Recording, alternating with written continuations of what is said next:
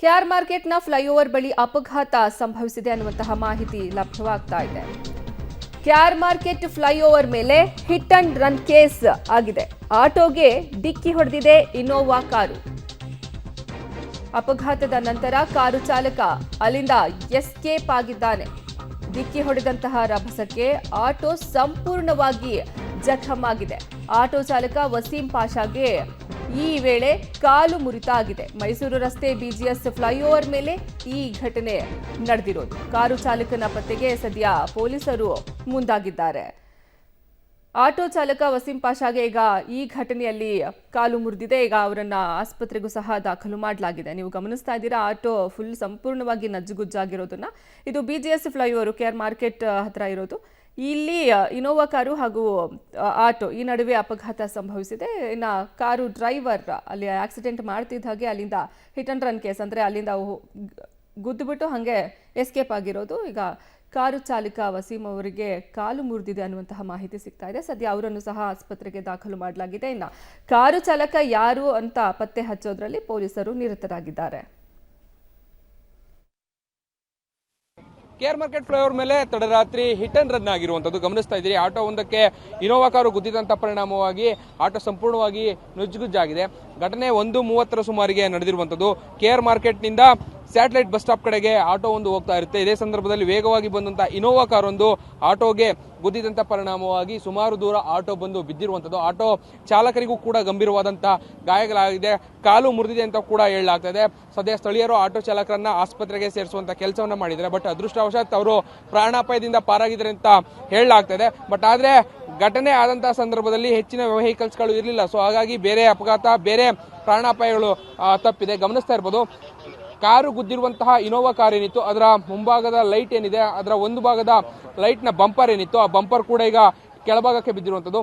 ಸಂಪೂರ್ಣ ಆಟೋ ಹಿಂಭಾಗ ಜೊತೆಗೆ ಮುಂಭಾಗವು ಡ್ಯಾಮೇಜ್ ಆಗಿದೆ. ಗುದ್ದಿದಂತಹ ವೇಗಕ್ಕೆ ಅಷ್ಟು ದೂರದಿಂದ ವಾಹನ ಮುಂಭಾಗ ಇಲ್ಲಿಗೆ ಬಂದು ಬಿದ್ದಿರುವಂಥದ್ದು.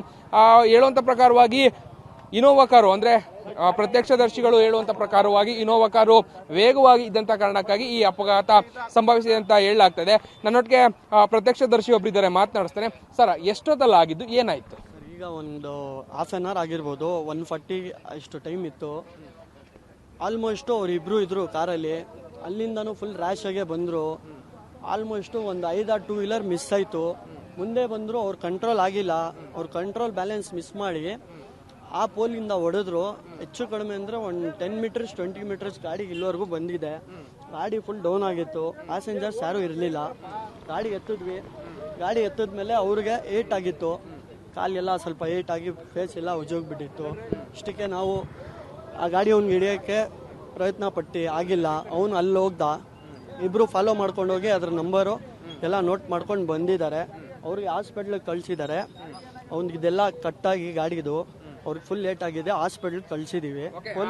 ಒಬ್ಬರೇ ಆಟೋದಲ್ಲಿ ಡ್ರೈವರ್ ಒಬ್ಬರೇ ಇದ್ದಿದ್ದ, ಯಾರಾದ್ರೂ ಪ್ಯಾಸೆಂಜರ್ಸ್ ಯಾರಾದ್ರೂ ಇದ್ದ? ಒಬ್ಬರೇ ಇದ್ದಿದ್ದು. ತುಂಬಾ ಏಟ್ ಅಂತೂ ಆಗಿದೆ. ಆಗಿದೆ. ಓಕೆ, ಇದಾದ್ಮೇಲೆ ಏನಾದ್ರು ಮುಂದೆ ಎಲ್ಲರೂ ಆ ವೆಹಿಕಲ್ ಎಲ್ಲರೂ ಗುದ್ದಿರುವಂತದ್ದು ಅಥವಾ ಬೇರೆ ಏನಾದ್ರು ಅಪಘಾತ ಆಗಿರುವಂತದ್ರ ಬಗ್ಗೆ? ಆಲ್ಮೋಸ್ಟ್ ಅವನಿಗೆ ಜ್ಞಾನನೇ ಇಲ್ಲ ಗಾಡಿ ಓಡಿಸ್ತಾ ಇರೋದು. ಆಲ್ಮೋಸ್ಟ್ ಒಂದು 5-6 ಗಾಡಿಗೆ ಮಿಸ್ ಮಾಡಿದ್ದಾನೆ. ಅಲ್ಲಿನೂ ಮಿಸ್ ಮಾಡ್ಕೊಂಡು ಹೋಗಿದ್ದಾನೆ.